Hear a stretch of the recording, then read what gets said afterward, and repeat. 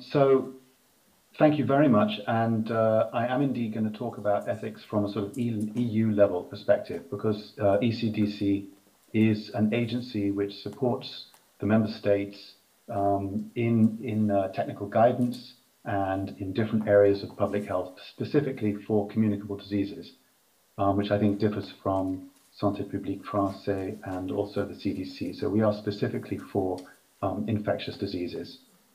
Next slide, please. So I'm going to take three different areas to discuss during the next 20 minutes. I'm going to talk about values, which we've just heard talked about, and how the core bioethical principles are interpreted in different settings. I'm going to talk about public health ethics in so-called peacetime versus during a crisis period, and also a few specific public health ethics challenges for ECDC that we face in our work. So next slide, please. So it's interesting listening just now to the previous presentation, that the term bioethical principles, I realize I probably should have been a bit more rigorous in my usage here, because I'm referring to really I'm using it, to be honest, a little bit loosely in a sort of umbrella term, but in fact quite correctly what you're talking about in the previous presentation in this sense is the research principles for ethics that are pretty well outlined in the Helsinki Declaration, in the Belmont Report, and I think we all know those: autonomy, beneficence, non-maleficence, and justice. So these are quite well known, and especially for those of us who work in research. The problem is we've been trained in them, but perhaps we haven't been trained in the public health ethics, again, as we were just hearing about, and it was very interesting, therefore, for me to hear that. So they also were looking for individual protection rather than the public, the greater good of the public, which is one issue. But also, from our point of view at ECDC, they are open to a degree of interpretation based on where you sit, culturally, historically, and politically. And that can cause challenges if you're trying to get if you're giving guidance and you realize that different people are going to interpret what you're saying in different ways. Because I think the key thing we need to bear in mind is that values are not universal. So when we have 30 countries that we're working with, that's the 27 EU countries, member states, and then the 3 countries in the EEA, which is Norway, Liechtenstein, and Iceland. So we directly serve 30 countries, and obviously the values of the different countries are quite different. Next slide, please. Very good example of this is what happened during the pandemic with school closures. From the very start, we called for proportionality of response in this regard, because it was quite clear that if you close schools in order to protect people from COVID, it would have lots of other implications that were not desirable in the slightest. And so therefore, proportionality was the key principle that we called for there. And so we said in our very first guidance documents that school closures should be only undertaken, quote, as a last resort. And that was the line we took throughout the pandemic. Nonetheless, in spite of the fact that there was epidemiologically, the first wave was severe everywhere, the second wave was severe everywhere, and so on, the range of school closure practices varied greatly across the EU. And that's basically because the cultural and political realities varied equally in the different settings. So regardless of the epidemiology, the school closure policy varied. And in other words, what we can deduce from that is that the principles on which school closures were undertaken or not were, at least to a significant extent, value-based. Next slide, please. So I think, again, this touches on something that was mentioned just a moment ago, the relationship between protecting individual freedoms versus protecting the public good. And quite often it's presented as it's one or the other, but I think it's quite clear also that there is a degree of, it's more of a sliding scale. So according to the country where you sit, the principles maybe work more on, the value system may be more individualist, or it may be more for the public good. But even within that, there will be sliding back and forth according to the specific situations that are happening in a given moment. And given this, given the fact that there is this back and forth in terms of what's appropriate at the given time, you would expect there to be some sort of threshold, epidemiologically, presumably, for imposing restrictions and for releasing the restrictions. So when it slid across that threshold, then you would either impose restrictions or lift them. But in fact, what we found was in many, or indeed most settings, there was no specific threshold. There was no evidence-based threshold for the release or the imposition of restrictions. And therefore, essentially, the processing, the decision, was value-based to a very large extent. Next slide, please. So essentially what we had to think about during the pandemic and in a country level is this extremely difficult question. How many pandemic deaths are you willing to accept as a society? To what extent are you willing and able to close things down? And what will be the cost of that? So in order to save lives, obviously someone has to pay a price for that. The question therefore is, who will do it? How will they do it? And how will you why specifically that group? And how is this publicly justified? And this all comes under the big umbrella question of how do you assess the value of one life saved against the societal cost of saving that life? And obviously what happened was that young people paid a very high price for saving the lives of the medically vulnerable, who very many were older people. So there was one group paid the price for another. And the extent to which that happened, in other words, the extent to which schools were closed or not, varied according to different countries. Next slide, please. So then we come to this question of reciprocity. And this is a question, really, I'd like to pose to you. I'm not saying this is an issue we need to hang on to, but I think it's just something that struck me while I was preparing these slides. I thought, well, young people really paid a very high price within the EU, the medically vulnerable, and as I said, in particularly the elderly. And for many of these young people, as it were, the train was moving in one direction, then came COVID, and then the train moved off in another direction, and the tracks are taking them somewhere else in their life, and their lives will never be what they would have been had there been no COVID, had there been no school closures, and so on. So this is really major for a lot of people. So the question then can be, if you're looking from a reciprocity point of view, to what extent are the surviving elderly populations now, well, I've written here, sacrificing their own life opportunities. I wasn't quite sure how to put that, but to what extent are they willing to give back to the young people to protect their futures from the impacts of climate change and environmental collapse? So in other words, young people had something imposed upon them to protect one group of people. Now, should that group of people who were protected voluntarily decide then to do something in return? Is this a point of discussion in the EU? I'm not sure. Should it be? I'm not sure. I'd be very interested to have your thoughts on that. Next slide, please. So then this issue about public health ethics in peacetime versus during a crisis. And I think it's quite clear, as we all experienced in February and March of 2020, that you can't do a full ethical analysis when you're in a headlong crisis. It just isn't possible.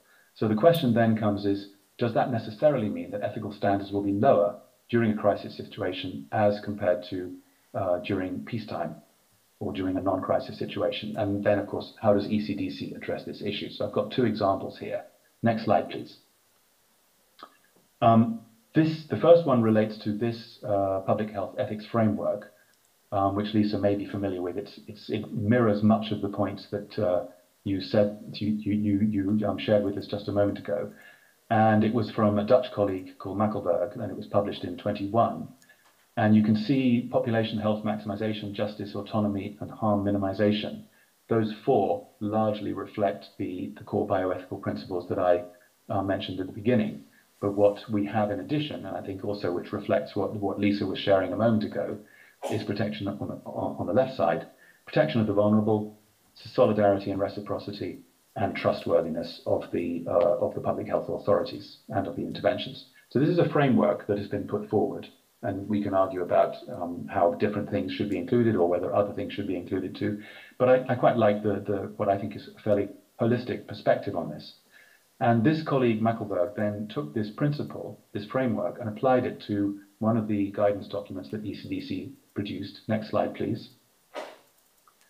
And this document was to do with the priority groups to be vaccinated. Now, obviously, this was in a time of crisis. It was We produced this document in the end of 2020, so it wasn't the intense urgency of the first wave, but nonetheless, it was still a very fast-moving situation, and there was no time for a systematic ethical overview of all of the different elements that could have been taken into account in a slower situation. So what this analysis found was that the technical report in question, and you can see the reference below there, is very relevant for the process of laying down the foundations of a common framework for the deployment of safe and effective COVID-19 vaccines in the EU, EEA, and the UK, but it should make the moral choices explicit. Not doing so is a missed opportunity to generate more transparency and trustworthiness. And I think that is an important observation, that essentially we were doing the elements that were called for, but we weren't specifically saying that we were doing them. So it was a kind of implicit process that we had underway. That said, the colleague did also say, to what extent did we take into account autonomy and solidarity and reciprocity? So that was their analysis. So I think overall you could in sum say ECDC's ethical case was, well, we could say perhaps a 7 out of 10. Could have done better, but not too bad. Next slide, please. This is a document now which was produced over a long period of time during, as I say, peacetime. It's actually been going on for several years, and it's just been published recently. And it's about prevention and control of infectious diseases among people who inject drugs. And it was published just in October. So here you can see the overall considerations that are taken into account in the process of planning and implementing interventions for maximizing public health impact. And you can see all of the resource issues that go into it. You can see the epidemiology there on the left. You can see on the right the social, cultural, physical, and behavioral factors and the ethical considerations. So it's explicitly mentioned, even though the different types of ethical issues are not mentioned, but ethics are mentioned. Then you have your intervention, then you have your resources, and hopefully you then have a maximization of public health impact. Next slide, please. I just want to take 2 quotes from this document because I think it's also helpful just to, again, see how it works in relation from an ECDC, which is a point of view which is looking from many countries' perspective. The reality of implementation is inevitably complex as countries their existing policies, financial and human resource capacities, public health and healthcare system infrastructure, epidemiological contexts, as well as in respect to social, cultural, physical, behavioral, and ethical frameworks. So that is a nod to the variation in capacities, in infrastructure, but also values. Similarly, the second quote, which I think is really important, refers to what's called the Mandela Principles in relation to Nelson Mandela, who spent, as you know, 27 years in prison. And this is something, it's a UN set of principles which has been put out. And here we cite it in relation to a special ethical consideration is the principle of equivalence of care between prison and community settings. The guidance endorses this principle, and most of the recommended interventions in this guidance can be delivered in prison settings. So because we're dealing with people who inject drugs, of course, there will be people who a number of those people will be in prison settings. And so the principle of equivalence of care is one of the ethical considerations that we have brought into account here, whereby what's going on in the community should also be provided for people in prison. Next slide, please.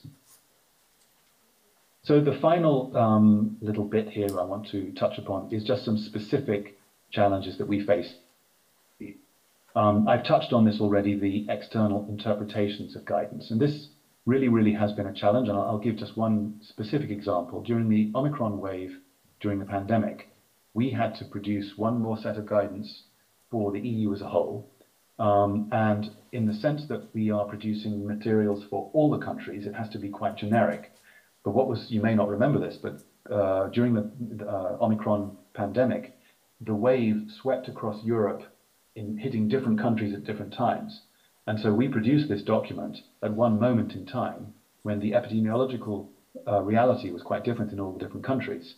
And so some people were saying, this is out of date, this is no longer of use to us. And other people were saying, thank you very much, we'll apply what you're saying. So the variation in epidemiology really affected the way this document was taken up. Similarly, the way the value system varies by countries will also affect the way the guidance document may be accepted. And I think the Mandela Principles, again, is a nice example because we know that prison circumstances differ substantially in different countries, in the sense that there is a saying that you can judge a country by the way it handles its prisoners, and different countries feel differently about the way that should be. Is it more punitive or is it more rehabilitative? And so therefore, the values will also be reflected in different ways in different countries. Next slide, please. We also, of course, have an internal issue, which is that because we are an international agency, we have people from all the member states. And so therefore, people come not only from different disciplines, but also from different cultures, which means that whatever ethical norms may be existing in one country may not be reflected in the same way in another country. You have a degree of cultural heterogeneity. And so therefore, how do we ensure, given that the outputs will be produced by a team of people who may have one disciplinary ethical way of looking at things, but also a cultural ethical way of looking at things? How can we ensure that the outputs are ethically sound and that there is a degree of internal consistency? Well, two things really. We have an internal clearance process for all outputs, which requires a number of levels of review for all documents. Everything that gets published has to go through this, and this ensures that it's scientifically rigorous and politically acceptable, but also so that there is an ethical standard which is acceptable. This is really important, but as I think you can imagine, it does sometimes create in the production of the outputs. For critical guidance documents, we also apply an external consultation process. We have other EU agencies that we engage with on certain things. We have the Commission in Brussels. We also have the ECDC Advisory Forum, which provides a very important mechanism for ensuring, which is represented by all the member states, which therefore it provides a very important mechanism for ensuring that the member states are happy with what we do. And this is very important in particular when we're looking at outputs concerning vulnerable populations. Next slide. We also have a new mandate now. This year, sorry. We are moving towards something, a different approach, more intervention oriented. We previously have been very much more surveillance oriented, and now we're looking more outwards and actually providing more intervention issues. So this has ethical implications. Next year, we will be, for example, my own work will be engaged in building what we're describing as a prevention community of practice, focusing on behavioral and social sciences for the prevention of communicable diseases. So this opens up a whole new package of ethical issues that we need to think about. And for example, dealing with vulnerable populations again. So the issues of risk and solidarity very much need to be taken into account when we're doing this.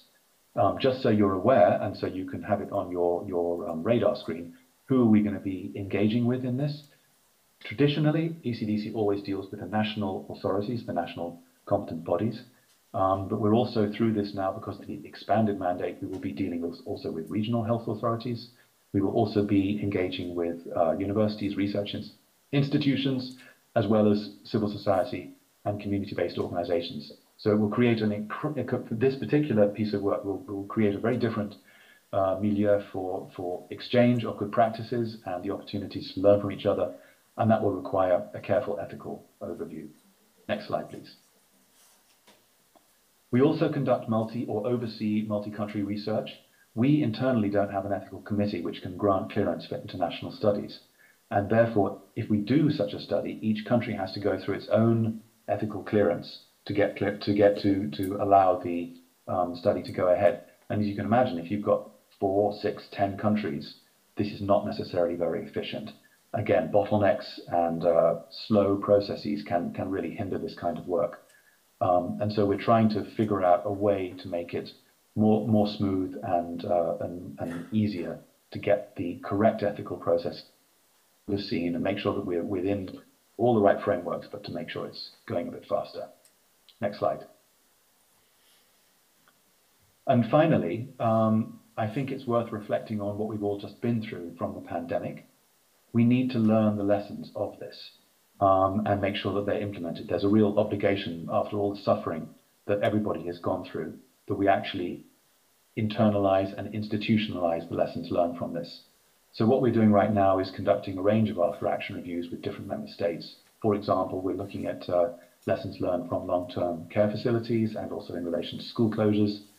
That's ongoing right now. We're also beginning a process of country visits to all 30 countries over the next 3 years, which is a major piece of work to review pandemic preparedness plans and other areas, as it were, looking at the lessons learned from just now and making sure that they're embedded into institutional practices.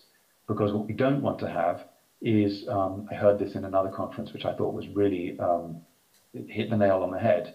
The speaker said the one lesson learned from the pandemic is that we don't learn lessons, and we must make sure that that doesn't happen again. Next slide. So very briefly, the conclusions. I think from an ECDC perspective, it's quite clear that values vary, and this impacts upon the interpretation of the ethical principles, and therefore the way that different member states interpret what we produce. So we try and make it generic and high level, but also so that different countries can utilize it in a way which is meaningful in their settings and in their contexts. We don't have a formalized process for ethical review, but we do have extensive scientific clearance systems that hopefully ensures that all of the ethical principles are fully taken into account. We have our new mandate, which is raising a new set of ethical challenges, and we're aware of that. And we will be working hard to meet that challenge in a proper way. And let's make sure that we actually learn the lessons that we've learned. I think that's an overriding ethical imperative from what we've just gone through. Thank you very much. That's what I had to say.